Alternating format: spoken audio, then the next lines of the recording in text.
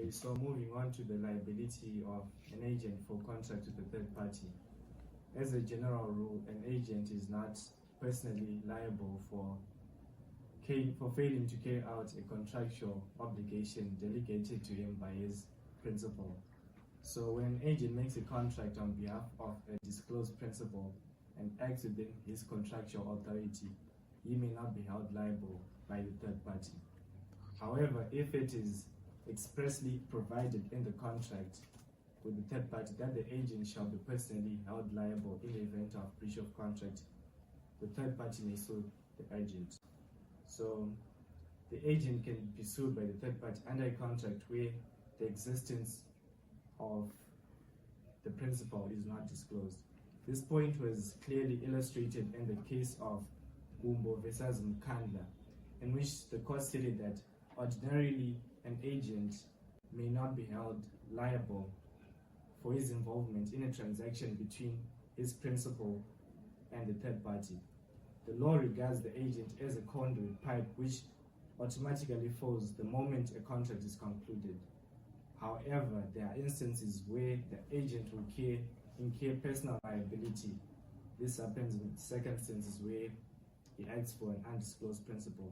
So in this particular case, the defendant masqueraded as a supplier of farming machinery. He pretended as if he was the one sourcing the equipment, yet he was not. He acted on behalf of someone who was overseas in the UK. He engaged the plaintiff in communication over a long period of time without disclosing to the third party about the existence of the principal. He collected the money himself and acted as if he was the one paying dealing with the dealer directly. So upon considering the facts, the court held that the defendant cannot escape personal liability because he conducted himself in such a manner that the plaintiff reasonably understood that he was dealing with him. So this sums up the doctrine of quasi-mutual assent. And as Christie aptly puts it, just as a principal is normally liable to a third party on contracts made on behalf of an agent, so the agent is not normally liable. The general rule does not apply if the agent expressly, impliedly, or by usage accepts personal liability on the contract. Okay. Thank you, Joseph. Thank you for, I hope you understood what Joseph presented on. Thank you very much. Now we're going to move on to Jonathan, who's going to present on the liability of the principal for the agent's wrongdoing. Marshall. The liability of the principal for the agent's wrongdoing. So this is to ask whether an agent, right, if he does something wrong, is he liable for the wrongdoings? And the question to that is not really. The agent cannot be held liable. The liability of the principal is personally liable for any wrongdoing perpetrated by an agent if the principal authorized the agent to do the wrongful act. Okay. But however, even if he did the wrongful act, even if he was not authorized to do it, if he did that in the course of employment, he can be held liable. The principal will still be held liable. Now, there's a case of Nyan Jenja and another versus Gerald and Giles. It reiterated that the general rule in law, it's common law, is that an agent isn't personally liable for his principal's liability under a contract. So this case seeks to reiterate and to emphasize the principle or the rule that the principal is personally liable for the agent's wrongdoing since he is acting on behalf of the principal. Now, this is not to say this rule has no exceptions. It does have an exception.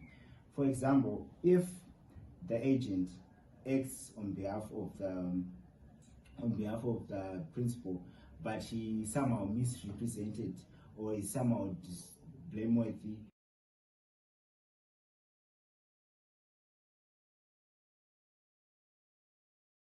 agents may be terminated by acts of parties in operation of the law. Acts of parties, that's when termination of agents is terminated due to mutual agreement between the principal and the agent. Termination of agents can be terminated by revocation of the principal. Revocation may be implied or express. However, where authority has been partly exercised, principal cannot revoke his agent's authority, and reasonable notice must be given, otherwise the damage thereby resulting to the principal or agent, as the case may be good to the one by the other. Secondly, the termination of agents can be terminated by operation of the law where it is terminated due to expire of time.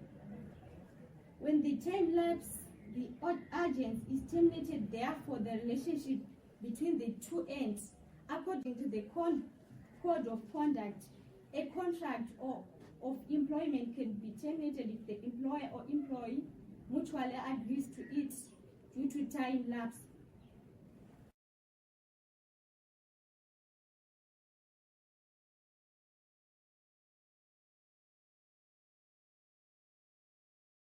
Thank you, Marshall.